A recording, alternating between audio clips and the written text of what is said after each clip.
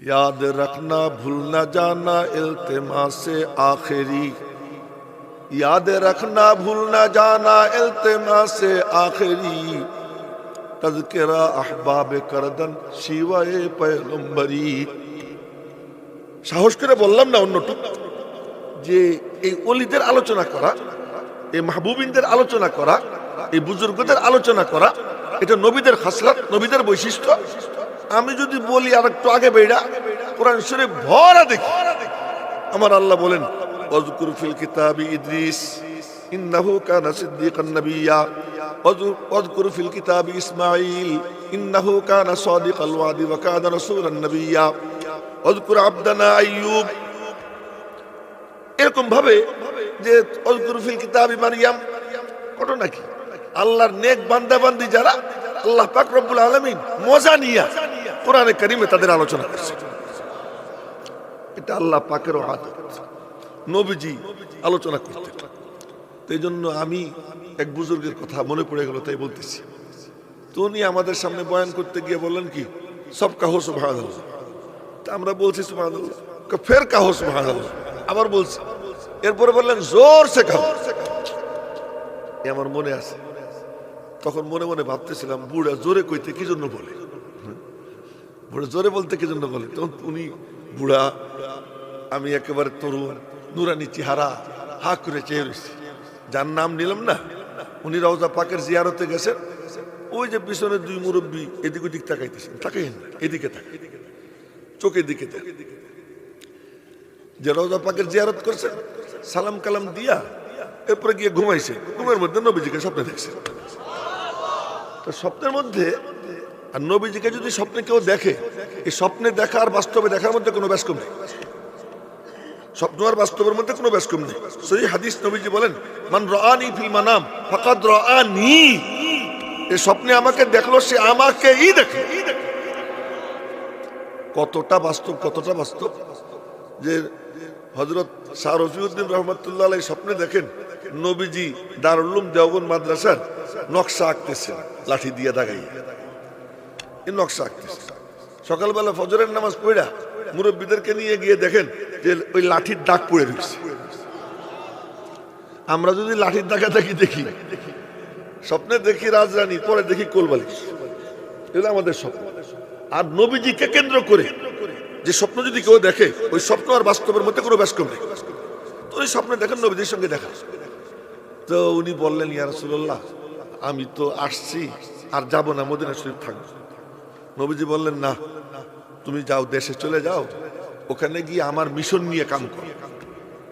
আর আমার ছেলে আতাউল্লাহ সারে আমার সালাম দিও। এই আতাউল্লাহ শাহ বুখারীকে আমার সালাম দিও।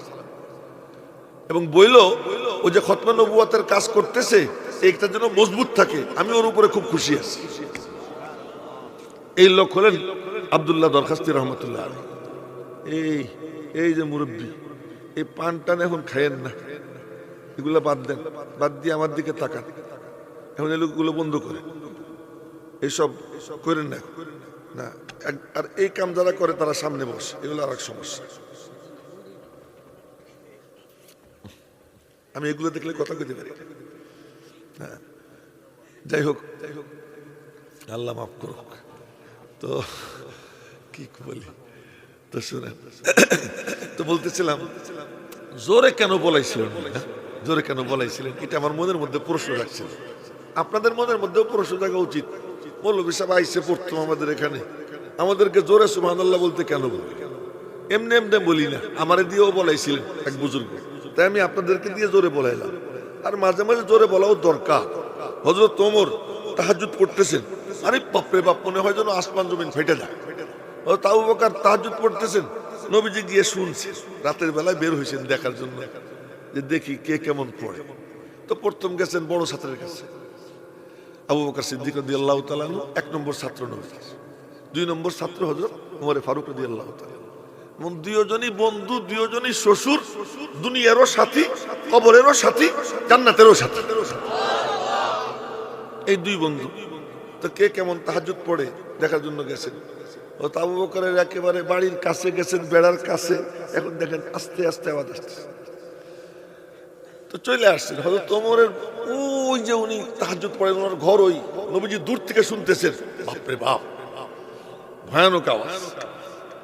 তো ফজরের নামাজ পড়েই নবীজি তাসবিহ তাহলিল পড়তেন, ঘুরে বসতেন। এই জন্যই তো আমাদের হুজুররা ঘুরে বসে, নবীজি ঘুরে বসতেন। আর ঘুরে বসলেই দেখতেন এই যে আবু বকর, এই যে ওমর, দুজন একদম সামনে পাশাপাশি। আর ওই দুইটা সিট খালি থাকতো, ওই দুই সিটে কেউ দাঁড়াইতো না, সবাই জানতো এখানে ওনারা দুজন আসবেন। তো নবীজি পরে একান্তে ডাক দিছেন, আবু বকর ওমর, দুজনকে ডেকে বলছেন, আবু বকর আপনি এত জোরে আসতে পড়েন কেন? যারে শুনেতে চাই উনি তো আরো আসতে পড়লে শোনে, জোরে পড়ার দরকারটা কি? শুনেতে চাই যারে, উনি তো আরো আসতে পড়লে শোনে। হয়তো ওমরকে জিজ্ঞেস করছেন, আপনি এত জোরে পড়েন কেন? আমি জোরে পড়ি, ঘুমন্ত লোকগুলোর জাগানো দরকার, শয়তানদের ভাগানো দরকার। তো শয়তান যেন ভাইকে যায় আর ঘুমন্ত লোক যেন কি জায়গা যায়, এজন্য জোরে পড়ি। এই এলাকায় শয়তান আছে না? আছে। তো থাইকে থাকলে একটু জোরে বলে ফেলাই সুবহানাল্লাহ, ভাইকে যাক। হ্যাঁ, আচ্ছা, তো এই জন্য জোরে বলাইছি। আর একটা লাভ হলো, এই মজলিসের বরকতে এই জায়গাটা আগেও মাঠ ছিল, একটু পরেও মাঠ হবে, কিন্তু যতক্ষণ পর্যন্ত আপনারা বসা, এই মজলিস চালু, ততক্ষণ পর্যন্ত এটা জান্নাতের বাগান, কোনো সন্দেহ নেই। নবীজি বলছেন এটা জান্নাতের বাগান। তো জান্নাতের বাগানে বসে আছেন, এর বরকতে এই সুবহানাল্লাহর আওয়াজ যদ্দূর যাবে, অদ্দূরের গাছপালা, তরুলতা, পাক পাখালি, জীবজন্তু, ফেরেশতারা আপনাদের কণ্ঠে কণ্ঠ মিলাবে এবং ওদের সকলের সব আল্লাহ পাক আপনাদের আমলনামায় দান করে দিবে। তো কোনো ক্ষতি আছে নাকি? এই জন্য একটু জোরে বলাইছি।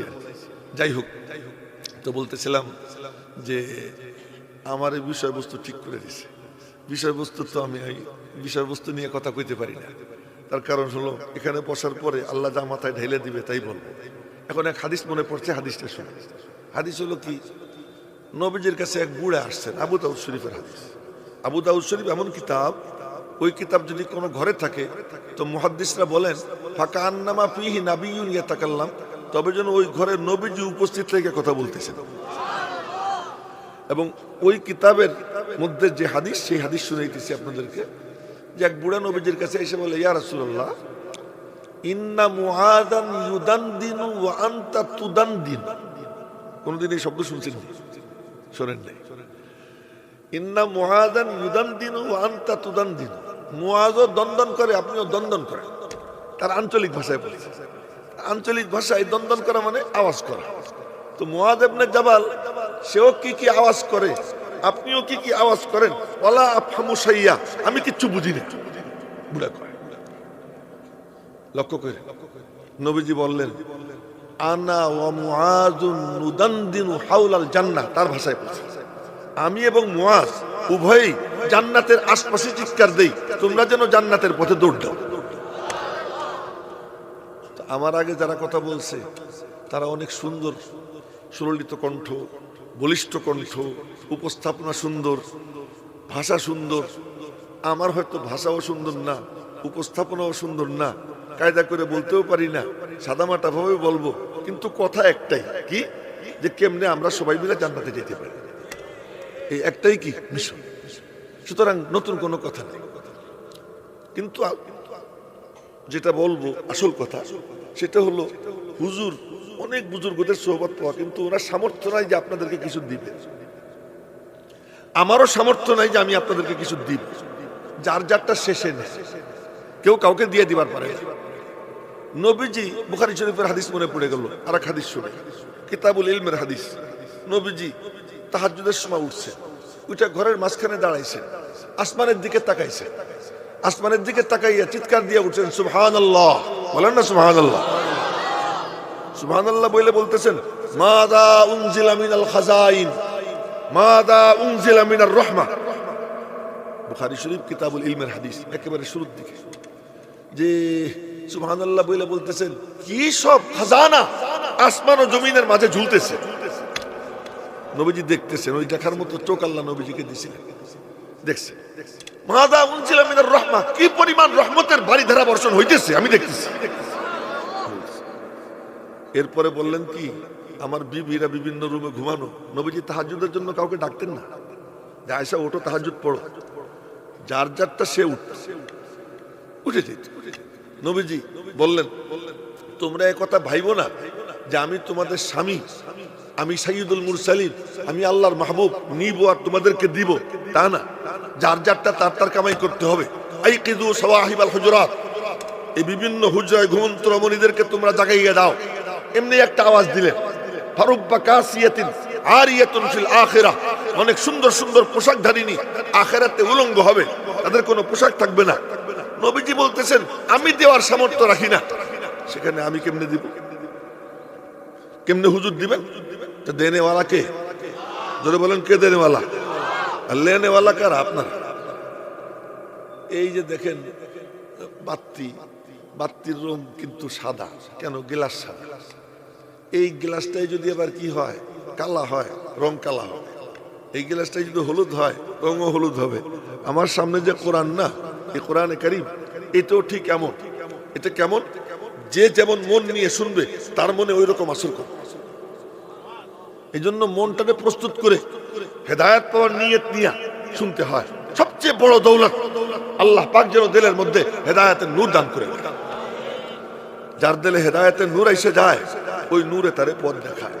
এই জন্য আল্লাহ পাক শিখাইছেন, তোরা আমার কাছে দোয়া কর। আমি ওই আয়াত তেলাওয়াত করছি, ইহদিনাস সিরাতাল মুস্তাকিম সিরাতাল্লাযীনা আন'আমতা আলাইহিম গায়রিল মাগদুবি আলাইহিম ওয়ালাদ-দাল্লিন।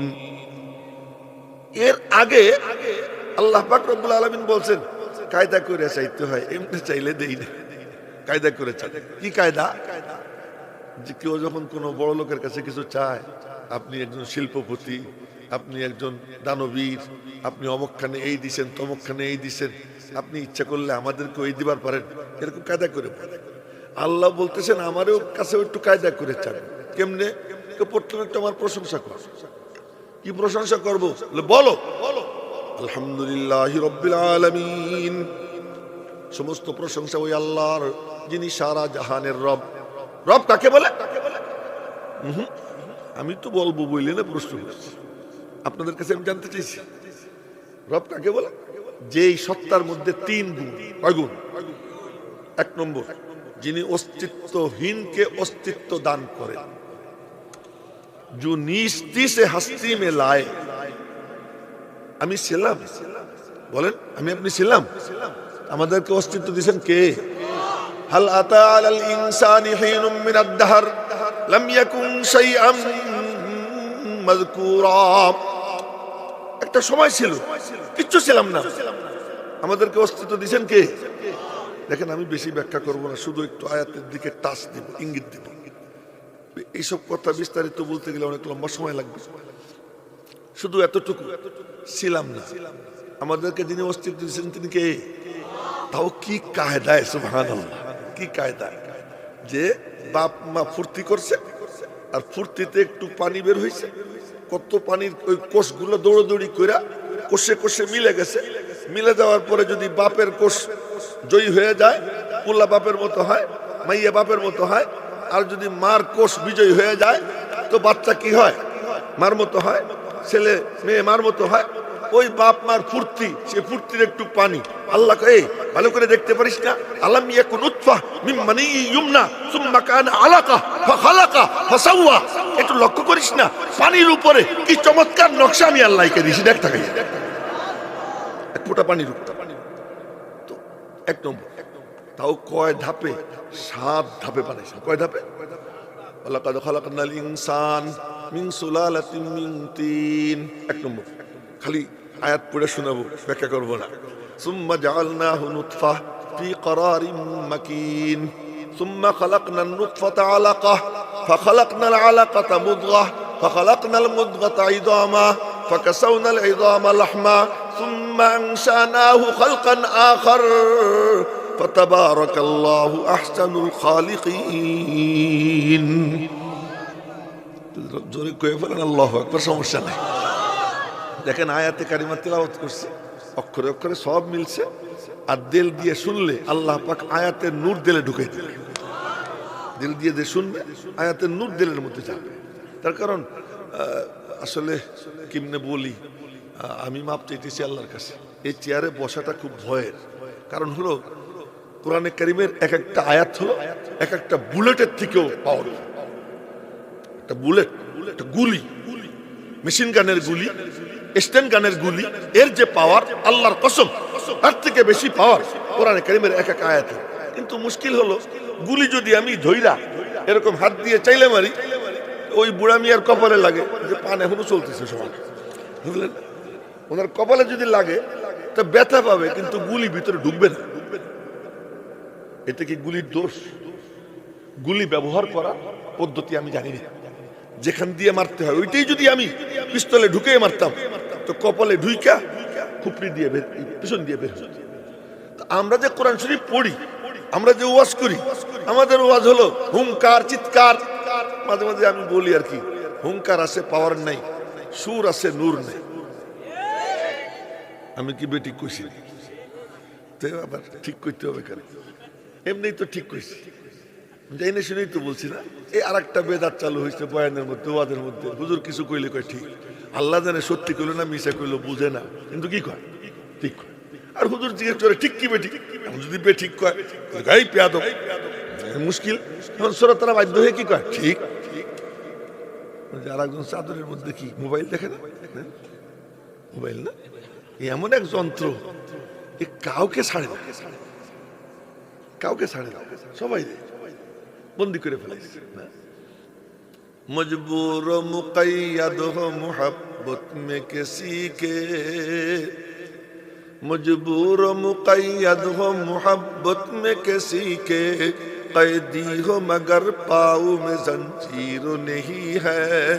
এই শীতের রাতে গাড়ি নিয়ে যাই, দেখি কি বাজারে কনকনে শীতের মধ্যে যুবক ছেলে এই সে দোকানের পাশে বইসা মোবাইল নিয়ে বাকায়দা তিলাওয়াত করতেছে। কি করতেছে? তিলাওয়াত করতেছে। এইটা দেখতেছি আমি, আশ্চর্য হয়ে গেছি, এই ছেলেটা এই শীতের মধ্যে কি বাবা, এটা তারে আকর্ষণ করে, এটা তারে বাইন্ধে ফেলেছে, বিনা তারে বন্দী হয়ে গেছে। আবার এই রাস্তায় চলতে চলতে আমি নিজে চোখে দেখছি খুনখুনে বুড়া, এই হুজুরের থেকেও বুড়া, শীতের রাত্রে টিউবওয়েল চাপে আর অজু করে, অজু কইরা মসজিদের মধ্যে ঢুকা এরপরে তাহাজ্জুদ পড়তেছে। সেও বন্দী, এও বন্দী। ওই যে উনি এখনো বন্দী, যারা কইছিলাম না, এখনো বন্দী। ওই মোবাইলই দেখতে, মোবাইল তারা কি করছে, পাগল বানাই ফেলেছে। মোবাইলের মধ্যে ওয়াজে বসেও কি ডুবে রয়েছে। এতক্ষণ বয়ান শুনলো, এরপরেও এই জিনিসটা ভিতরে আসলো না যে আমি বয়ান শুনবো তো মনোযোগ দিয়ে শুনবো। তো বলতেছিলাম যে রব কাকে বলে? এক নম্বর, যিনি অস্তিত্বহীনকে অস্তিত্ব দান করে। দুই নম্বর, আমার গ্রামে এক কাকা ছিলেন, ইন্তেকাল করছে, আউরা জাউরা কতটা জন্ম দিয়া এরপরে ছেড়ে দিছে। এই কথা হুজুর ভাষাটা মানে বলে ফেলাম, ওনার কাছ থেকে শুনছি, এই জন্য শব্দ মুখ দিয়ে উচ্চারণ করি না, কিন্তু ওনার মুখের ভাষা ছিল এই, মারা গেছেন নামও নিলাম না, কয় যে আউরা জাউরা মানে জন্ম দিয়ে ছেড়ে দিছে, কি করতেছে না করতেছে বাপে খবর নেয় না। এরকম বাপ হওয়া উচিত না। রব্বুল আলামিন বলেন, আরে রব হলেন তিনি, যিনি মানে সৃষ্টি করার পরে অস্তিত্বহীনকে অস্তিত্ব দেওয়ার পরে আবার তার টিকে থাকার যা যা দরকার আল্লাহ পাক সবকিছু সরবরাহ করেন। যে সত্তা কি করেন? সরবরাহ করেন।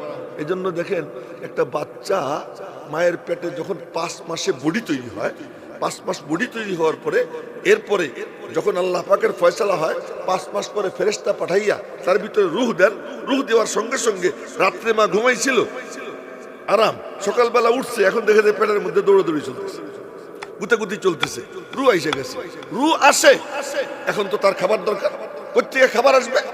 রব্বুল আলামিন কি ইন্তজাম করছেন? আল্লাহু আকবার বলেন, আল্লাহু আকবার। কি ইন্তজাম করছেন?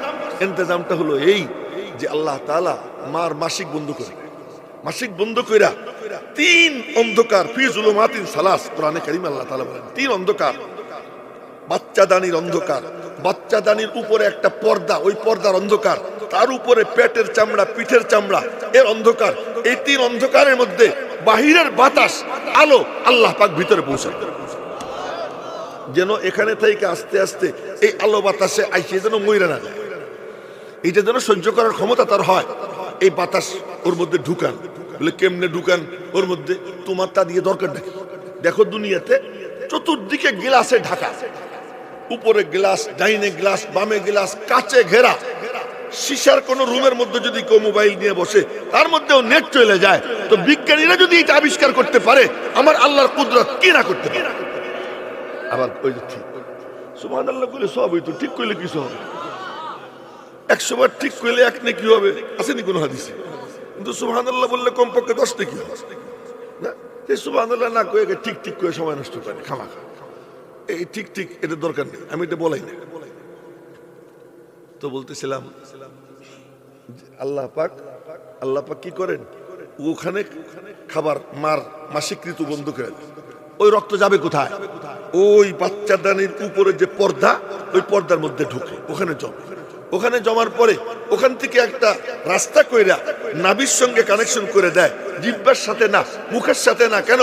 এই জিহ্বা দিয়া, এই ঠোঁট দিয়া আল্লাহ উচ্চারণ করবে, এই ঠোঁট দিয়া কুরআনে কারীমের তিলাওয়াত করবে, এই ঠোঁট দিয়া সুবহানাল্লাহ বলবে, এই জিহ্বা দিয়া আল্লাহু আকবার বলবে। এই নাপাক খাবার ওখান দিয়ে কেন দিবে? আল্লাহ পাক খাবার দেওয়ার জন্য ওই নাভিকে রাস্তা বানিয়েছে। খাইলেই তো পেট ভরে, পেট ভরলেই তো চাপ আসে না? কাদিয়ানী অফিসে যাওয়া লাগে। কাদিয়ানী অফিস চিনছেন? হ্যাঁ হ্যাঁ হ্যাঁ, মাশাআল্লাহ, বুঝে ফেলেছি। বাথরুম কি সুন্দর নাম, চমৎকার নাম না? কাদিয়ানী অফিস। তার কারণ ওই হারামখোর নিজে বলছিল, যদি আমি মিথ্যা নবী হই তাহলে যদি আমি পায়খানায় পুড়ে মরি। আল্লাহ ওরে পায়খানায় ফেলে মারছে। এই জন্য এর নাম কি? কাদিয়ানী অফিস। কাদিয়ানী অফিস দেওয়া লাগবে। এখন এই যে মল জমছে পেটে, এই 4 মাসের মধ্যে মল ত্যাগ করে না, 4 মাস রিজার্ভ ট্যাঙ্কিতে জমা থাকে। রিজার্ভ ট্যাঙ্কিতে জমা থাকবে 4 মাস। 4 মাস পরে যখন আল্লাহ পাকের তাকে দুনিয়ায় পাঠানোর ফয়সালা হয়, ওই পর্দা ফেটে যায়। ফেটে গিয়া মার লজ্জা স্থানে ওই ইটা পিছলা পিছলা বিজলা বিজলা ওই জিনিস যায়, রাস্তাটা পিচ্ছিল হয়। ওই পিচ্ছিল রাস্তা দিয়া আল্লাহ পাক এই সন্তানকে বের করে দেয়।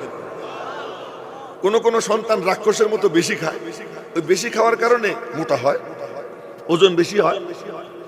মার মাসিক ওই যে সন্তান প্রসবকালীন যে রক্ত ঝরা, কারো একদিনেই শেষ, 3 দিনেই শেষ, এর কোনো ঠিক ঠিকানা নেই। সর্বোচ্চ 40 দিন, সর্বনিম্নের কোনো কি নেই, সীমা নেই।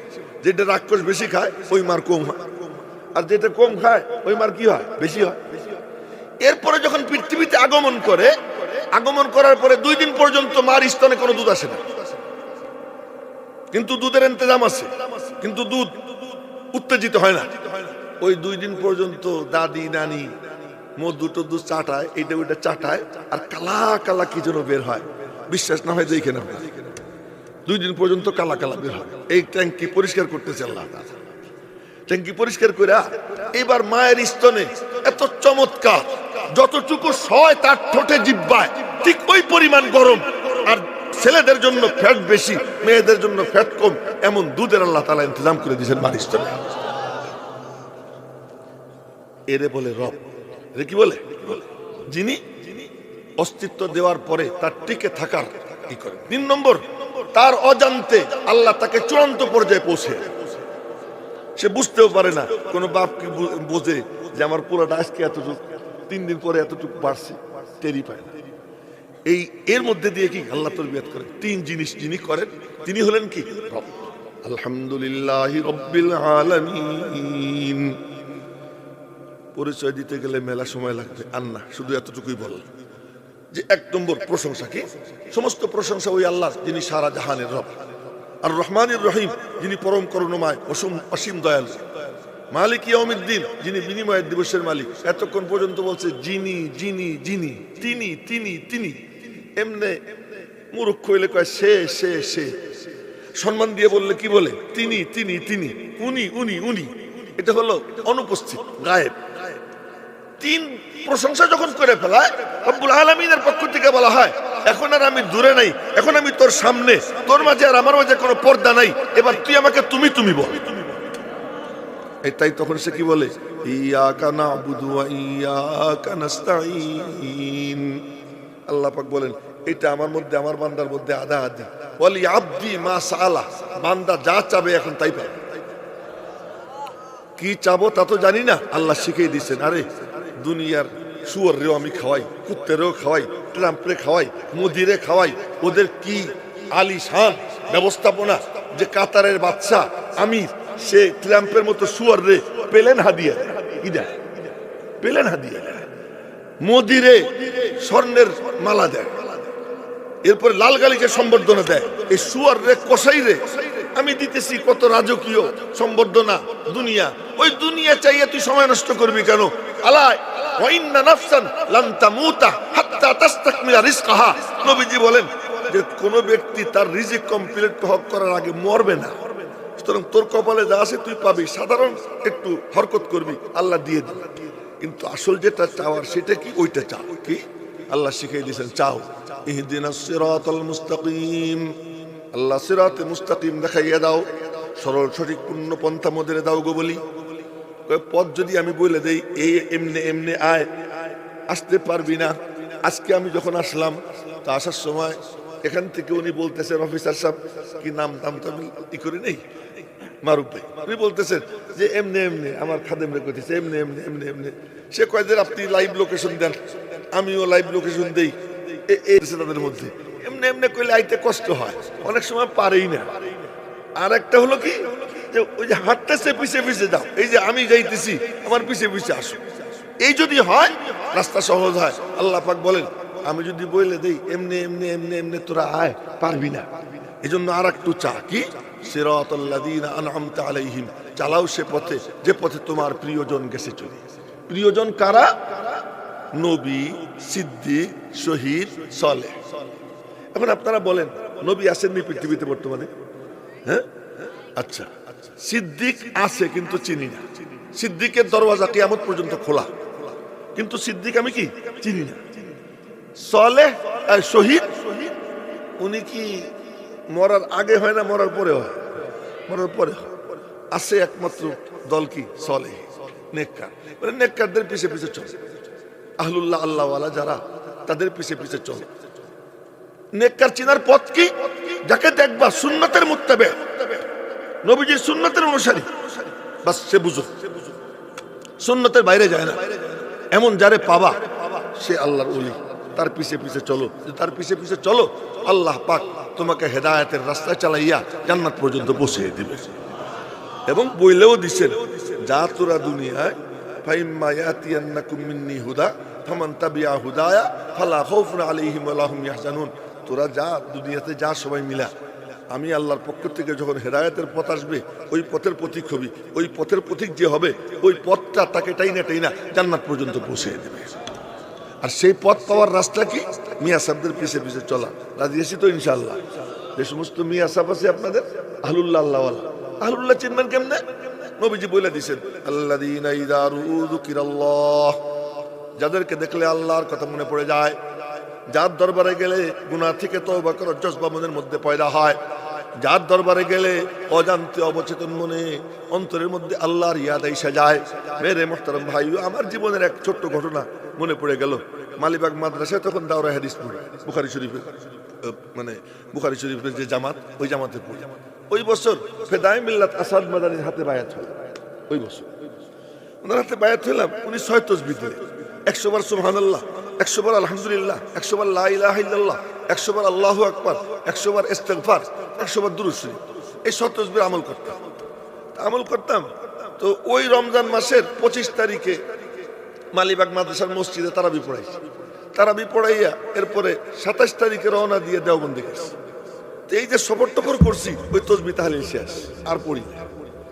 আর ওখানে গিয়ে ভর্তির কার্যক্রম, ভর্তি পরীক্ষা দিতে হবে, তার প্রস্তুতি নিছি। এর মধ্যে লম্বা সময় চলে গেছে। হঠাৎ একদিন ফেদায়ে মিল্লাত আসাদ মাদানী কদ্দাসাল্লাহু সিররাহুল আজিজ, উনি কোন সফর থেকে আসছেন, ফজরের নামাজ ওনার সাথে মসজিদে জামাতে পড়ছি। উনি সকালবেলা হাঁটতেন, ওনার পিছে পিছে হাঁটতেছি। আমার তাসবিহ পড়ার সিস্টেম ছিল এই সুবহানাল্লাহ সুবহানাল্লাহ সুবহানাল্লাহ সুবহানাল্লাহ সুবহানাল্লাহ, এক এক করে একবারে মানে 5 বার পড়তাম। আর এই পর্যন্ত আস্তে আস্তে 100 বার হয়ে যেত। আমি ওনার পিছে হাঁটতেছি, হঠাৎ করে দেখি যে আমার তাসবিহ হয়ে গেছে। আমি টেরও পাইনি। ওই দিন আমি বুঝলাম আল্লাহর ওলি কারে, যার দরবারে গেলে আল্লাহকে মনে পড়ে। এমন আহলুল্লাহ আল্লাহওয়ালা যারা যাদের কাছে গেলে গুনাহ থেকে তওবা করার জজবা পয়দা হয়, যার কাছে গেলে মন বলে না রে আর সুদি কারবার করবো না, যার কাছে গেলে মন বলে না রে আর ফেসবুকে নেকেট ছবি দেখবো না, যার কাছে গেলে মন বলে না রে আমি আর আমার ঘরে টেলিভিশন রাখবো না, এখন থেকে ঘরে কোরআনে কারিমের তেলাওয়াত চালু করব, এরকম জজবা যার দরবারে গেলে মনের মধ্যে পয়দা হয়, এ হলো আহলুল্লাহ। নবীজি পরিচয় বলে দিয়েছেন আল্লাযীনা ইযা যুকিরু, ঘুমটা দিয়া পাগড়িওয়ালা আল খেল্লাদারি আর সাইজা গুইজা বসে রয়েছে ফার্মের মধ্যে, এর নাম ওলি না। ওলি হলো সে যার কাছে গেলে কার কথা মনে পড়ে যায়, আল্লাহর কথা মনে পড়ে যায়। ওই রকম আহলুল্লাহ আল্লাহওয়ালা যারা, তাদের সোহবতে গিয়ে আমরা এই নূর হাসিল করার চেষ্টা করব। আজ এসি তো ইনশাআল্লাহ। আল্লাহ পাক রব্বুল আলামিন নাম তো দিয়েছেন কি দারুন নাজাত, হ্যাঁ, নাজাতের বাড়ি, মুক্তির বাড়ি। তো মুক্তির বাড়ি, তো মুক্তি এ পর্যন্ত কয়জন পেয়েছে, কয়জন মুক্তির রাস্তা অবলম্বন করছে? মাহফিল একটা বার্ষিক অনুষ্ঠান না, এখান থেকে কিছু নূর নিতে হবে। ওই নূর সিনার থেকে সিনায় যায়, সিনার থেকে সিনায় যায়। কার সিনায় যায়? যে আজমত নিয়া, ভক্তি নিয়া, আদব নিয়া, শ্রদ্ধা ভালোবাসা নিয়া, যে ওইরকম দিলের দুয়ার খুলে দিয়া মনোযোগ দিয়ে শোনে, আল্লাহ পাক তার সিনায় নূর পৌঁছে দেয়। এখানে আনবেন তাদেরকে। আমি বলে যেতেছি আমি এই আসছি, এটি হয়তো আমার জীবনের শেষ আশা হইতে পারে, আর আপনাদের সামনে নাও আসতে পারি, বলা যায় না, তার কারণ হায়াত মওত আল্লাহ পাকের হাতে। কিন্তু সিলসিলা তো চলতে থাকবে। আনবেন এমন কাউকে যার বুজুর্গদের সাথে নিষ্পত আছে, এখানে এসে বসবে, জবান দিয়ে কথা বলবে, দিল দিয়ে নূর বের হবে। এমন যারা, তাদেরকে এনে বয়ান শুনবে।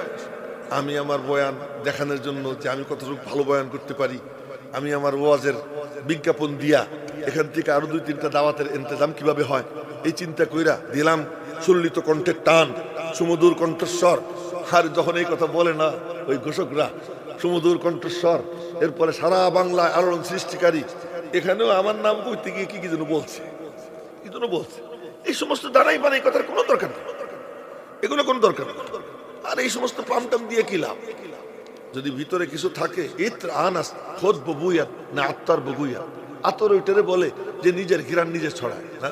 আহা, এক কিস্তা মনে পড়ে গেল, হযরত আল্লামা আনোয়ার শাহ কাশ্মীরি রহমতুল্লাহ আলাইহি, এই যে নাম নিছি না, এই নাম নেওয়ার বরকতে আব্দুল্লাহ ইবনে মুবারক রহমতুল্লাহ আলাইহি বলছেন, এরকম নাম যেখানে নেওয়া হয় ওই মজলিসে রহমতের বৃষ্টি বর্ষণ হইতে আরম্ভ হয়ে যায়। এক কিতাব আছে মানাকিব ইমাম আজম, ওর মধ্যে আব্দুল্লাহ ইবনে মুবারক রহমতুল্লাহ আলাইহির উক্তি আছে। উনি বলছেন ইন্নাল বারাকাতা ওয়ার রাহমাতা তানজিলু ইনদা যিকরিল আউলিয়া, আউলিয়াদের জিকির করলে, ওইখানে তাদের আলোচনা করলে রহমত বরকতের বৃষ্টি হয়। আল্লামা আনোয়ার শাহ কাশ্মীরি, ওনার নাম যে নিলাম, সুবহানাল্লাহ সুবহানাল্লাহ, মানে নবীজির বংশের সদস্য, নবীজির বংশের সদস্য। ও একটা কথা বলে দিই, এই যে দিন যে টিকে আছে না, হযরত আবু বকর সিদ্দিকের খানদানের সদস্য হযরত কাসেম নানুতুল্লাহ, হযরত কাসেম নানুতুল্লাহ, হযরত উসমান রাদিয়াল্লাহু তাআলা আনহুর বংশের সদস্য আল্লামা শিববির আহমদ উসমানী। দেখেন তামাশা, হযরত শাহ ওলিউল্লাহ মুহাদ্দিস দেহলভী, হযরত মুজাদ্দিদ আল ফেসানি, এরা হযরত ওমর ফারুক রাদিয়াল্লাহু তাআলা আনহুর বংশ, ফারুকী। তো নবীজির খানদান, আবু বকর সিদ্দিকের খানদান, হযরত ওমর রাদিয়াল্লাহু তাআলা আনহুর খানদান, এই তিনজনের খানদান দিয়ে আল্লাহ পাক দুনিয়াতে আজও দ্বীনকে জিন্দা রাখছে। दुनियाए सदाकत में तेरा नाम रहेगा, दुनियाए सदाकत में तेरा नाम रहेगा, सिद्दीक तेरे इस नाम से इस्लाम रहेगा, दुनियाए शुजाअत में तेरा नाम रहेगा, हैदर तेरे इस नाम से इस्लाम रहेगा।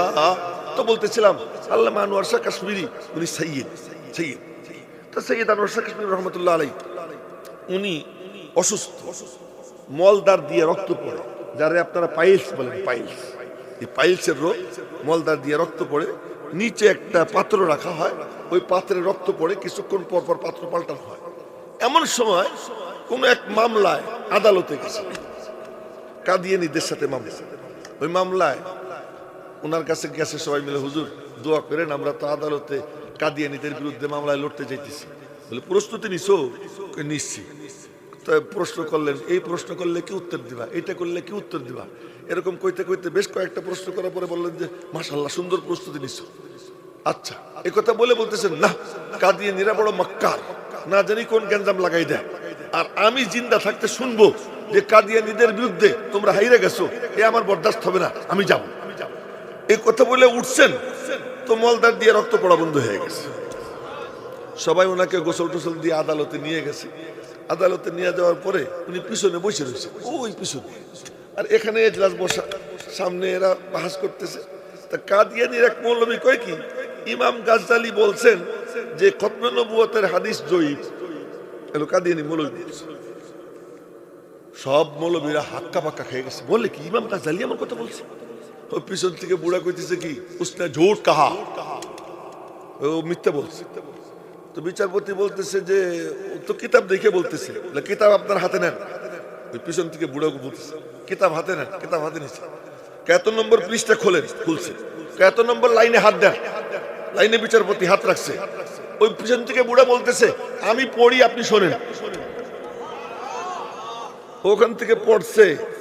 এখন দেখে কি ওখানে লেখা খতমে নবুয়তের হাদিসকে যারা জয়ীফ বলে তারা জয়ীফ, এটা বলছেন ইমাম গাজ্জালি। তখন বিচারপতি বলতেছে এই তুই আমার আদালতে মিথ্যা বলছিস, কাদিয়ানীর উকিলদের ধমকাইয়া। এরপরে বলে হুজুর আপনি সামনে আসেন।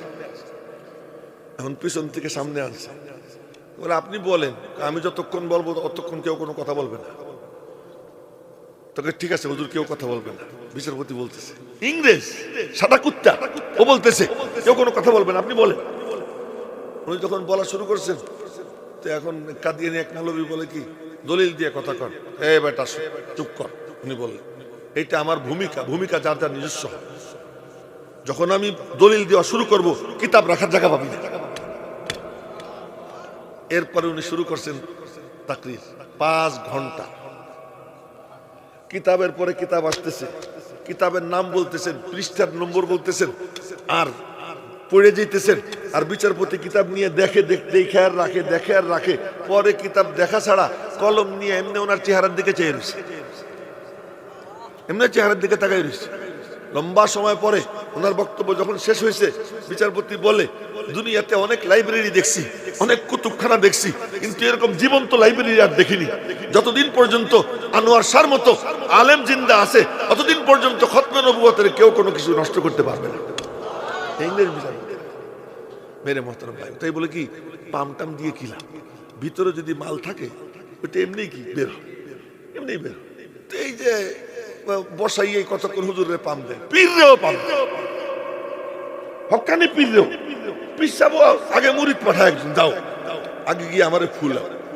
আজীব ব্যাপার এইটা কি, আপনি আসেন বয়ান করেন ভালো কথা, কিন্তু আগে একজনের পাঠাইতে চামচা, ওই চামচা এসে মাইক নিয়ে কতক্ষণ পর্যন্ত হজরতওয়ালা হজরতওয়ালা। এই মাল কাগজওয়ালা মানে কাগজের মালিক, টিস্যুওয়ালা মানে টিস্যুর মালিক, রেহেলওয়ালা মানে রেহেলের মালিক, হজরতওয়ালা মানে এটা ক্যাশ মেটার হজরতওয়ালা মালিক। যাই হোক কিছু কথা এসে গেল বলে ফেললাম। তো আল্লাহ পাক যেন আমাদেরকে হেদায়েতের পথের প্রতীক হবার তৌফিক দান করেন। আর যে হেদায়েত চায় আল্লাহ পাক বলেন ওয়াল্লাযীনা ইহতাদাউ যাদাহুম হুদা ওয়া আতাহুম তাকওয়াহুম, যে হেদায়েতের পথে হাঁটা দেয় আমি আল্লাহ তার হেদায়েতের পথ সহজ কইরা তার সিনার মধ্যে তাকওয়ার দৌলত দান করে দেই। এক আর উল্টা যদি কেউ করে যে ইহুদি খ্রিস্টানদের পথে চলে, পোশাক ইহুদির মতো, মুখ ইহুদির মতো, মাথা ইহুদির মতো, খ্রিস্টানের মতো, ওজামে হো তুম নাসারা তামাদ্দুন মে হুনুদ তুমি দেখকর আজকাল শর্মায়ে ইহুদ। পোশাক আশাক খ্রিস্টানদের মতো। কেন তোমার নবীজির পোশাক ভালো লাগে না? মুখটা বানাও খ্রিস্টানদের মতো, ট্রাম্পের মতো মুখ বানাও, আর তুমি নবীজির উম্মতি, তোমার লজ্জা করে না? তুমি নবীজির উম্মতি, নবীজির চেহারা আল্লাহ পাক পছন্দ করতেন, আল্লাহর মাহবুব, আল্লাহর মাহবুবের চেহারা তোমার পছন্দ না, তো তুমি কিসের এই মাহফিলের আয়োজন করো, কিসের তাফসীরের আয়োজন করো? তা আমি জিজ্ঞেস করতে চাই, নবীজির চেহারার সঙ্গে চেহারা মিলাবো কোন কোন যুবকরা দিয়েছে? ইনশাআল্লাহ দিয়েছি তো ইনশাআল্লাহ। আল্লাহ তৌফিক দান করুন। এই একটাই আমার মানে আপনাদের কাছে অনুরোধ, এই একটা অনুরোধ রইল, এইটা যে নিয়ে আসবে বাকিগুলো আল্লাহ তার জন্য আসান করে দিয়েছে। আল্লাহ পাক রব্বুল আলামিন এই মাহফিলকে কবুল করেন। আমি চাইছিলাম কয়েক মিনিট কথা বলবো, তারপরও মেলা সময় হয়ে গেছে। ফাইন আসাবতু ফামিনাল্লাহ ওয়া ইন আখতাতু ফামিন্নী ওয়া মিনাশ শাইতান ওয়া মা আলাইনা ইল্লাল বালাগ। এখন হযরত আছেন, উনি দোয়া করবেন। আমি দোয়া করব, তো দোয়া করেন। আলহামদুলিল্লাহি রাব্বিল আলামিন। اللهم لك الحمد كما ينبغي لجلال وجهك وعظيم سلطانك. اللهم لك الحمد عدد خلقك ورضا نفسك وزنة عرشك ومداد كلماتك. اللهم لا نحصي ثناء عليك أنت كما أثنيت على نفسك. اللهم فصل وسلم وبارك على أحب خلقك إليك وأكرمهم لديك سيدنا ونبينا ومولانا محمد وعلى آله وصحبه كما تحب وترضى عدد ما تحب وترضى. إله العالمين দুই দিন ব্যাপী তাফসীরুল কুরআন মাহফিলের আল্লাহ শেষ দিনের গভীর রাত্রে কনকনে শীতের মধ্যে তোমার বান্দারা বসে রয়েছে। এ আল্লাহ, এখন যার যার ঘরে ফিরে যাবে, কিন্তু ভিক্ষার হাত পাচ্ছে সবাই যাবার আগে তোমার দরবারে। তোমার খাজানায় কোনো অভাব নাই, আমাদের ঝুলি খালি। আমরা ভিক্ষার হাত পাচ্ছি, জিন্দেগীর সব গুনার বোঝা মাথায় নিয়ে তোমার শাহী দরবারে হাজির হয়েছি। এখানে অনেক মাসুম বাচ্চারা আছে যাদের কোনো গুনাহ নেই। এখানে অনেক পাকা দাড়িওয়ালা মুরব্বী আছে যাদের দাড়ি দেখে তুমি লজ্জা পাও। হে আল্লাহ, এখানে অনেক তোমার নেক বান্দা আছে, পর্দার আড়ালে অনেক নেক বান্দি আছে, যাদের হাত, যার হাত তোমার পছন্দ হয় তাদের হাতের সাথে আমাদের হাতগুলোকে কবুল করে নাও। রব্বুল আলামিন, তুমি দয়া করে আমাদের জিন্দেগীর সব গুনাহ খাতা মাফ করে দাও। গুনাহ থেকে খালেস দিলে তওবা করবার তৌফিক দাও। আর তুমি আমাদের সকলকে হেদায়েতের পথের পথিক বানাইয়া দাও। আমাদের অন্তরের আবর্জনা ময়লা পরিষ্কার করে দাও। ঈমানে নূর দান করে দাও। হে আল্লাহ, তোমার মারিফাতের নূর আমাদের সিনায় দান করে দাও। তোমার মোহাব্বত, নবীজির মোহাব্বতের নূর আমাদের সিনায় দান করে দাও। হে আল্লাহ, তুমি দয়া করে তোমার ভয়ভীতির জিনাত দিয়ে আমাদের অন্তরকে সাজাইয়া দাও। রব্বুল আলামিন, তুমি দয়া করে আমাদের পিতা মাতা সহ আপনজন যারা কবরে শুয়ে তাদেরকে মাফ করে দাও। কবরগুলোকে জান্নাতের বাগান বানিয়ে দাও। আমাদের অনেক উস্তাদরা, অনেক পীর মাশায়েখ কবরে শুয়ে আছেন, আকাবিরে দেওবন্দ যারা শুয়ে আছেন, এই আল্লাহ তুমি তাদের সকলকে মাফ করে দাও। তাদের কবরগুলোকে জান্নাতুল ফিরদাউসের টুকরা বানাইয়া দাও। তাদের রুহানি ফিউজ ও বারাকাত আমাদেরকে নসিব করে দাও। মাওলায়ে করিম রে, তুমি দয়া করে এই দুই দিন ব্যাপী মাহফিলকে কবুল করে নাও। এই মাহফিল আয়োজনে যারা মেধা দিয়ে, শ্রম দিয়ে, অর্থ দিয়ে, সুপরামর্শ দিয়ে অংশগ্রহণ করে, আল্লাহ দেশের থেকে বিদেশ থেকে যারা যারা ভূমিকা রেখেছে সকলের সব অবদানকে তুমি কবুল করে নাও। তোমার শান অনুযায়ী তাদেরকে জাযায়ে খায়ের দান করে দাও। রব্বুল আলামিন, তুমি মেহেরবানি করে আমাদের সকলের সব পেরেশানি দূর করে দাও, মুশকিল আসান করে দাও। অসুস্থ যারা তাদেরকে শেফা দিয়ে দাও।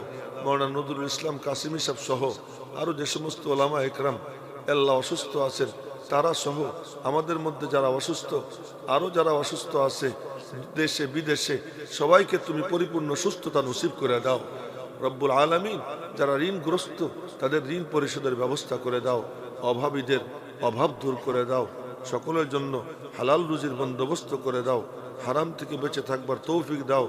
আসমানি জমিনি বালা মুসিবত থেকে আমাদেরকে পুরো উম্মতে মুসলিমাকে হেফাজত করো।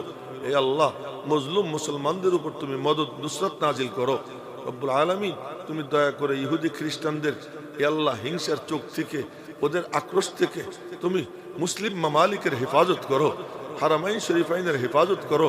বাইতুল মুকদ্দাসকে আজাদ করে দাও। রব্বুল আলামিন, তুমি দয়া করে আমাদের দেশে ইসলামের পক্ষে, আল্লাহ দেশ ও জাতির পক্ষে, মুসলমানদের পক্ষে যারা ভূমিকা রাখবে এমন লোকজনকে তুমি ক্ষমতায় এনে দাও। হক বাতিলকে তুমি আলাদা করে দাও। হক বাতিল যেন মিশে না যায় রে মওলা। তুমি আমাদেরকে সেই হিম্মত দাও, আমরা যেন হক বাতিলের পার্থক্য মানুষের সামনে তুলে ধরতে পারি, সেই তৌফিক আমাদেরকে দান করে দাও। রব্বুল আলামিন, যে কয়দিন হায়াত রাখছো সুস্থতার সাথে নেক হায়াত দান করে দাও। আর যখন যাবার সময় হবে হঠাৎ মৌত দিও না, অ্যাক্সিডেন্টে মৌত দিও না, পথে ঘাটে মরতে দিও না।